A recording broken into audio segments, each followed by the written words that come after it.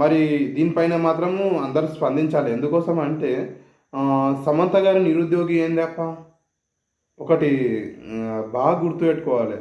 ఎందుకంటే మామూలుగా చాలామంది ఇప్పటి వరకు కూడా ఉన్నారు. వాళ్ళు కూడా ఏమి కామెంట్లు ఇలాంటివి చేయలేరు. హీరోలు ఉన్నారు, హీరోయిన్లు ఉన్నారు, నేను నిరుద్యోగిని, నాకు ఉద్యోగం కావాలనేసి ఇవన్నీ చెప్పలేరు.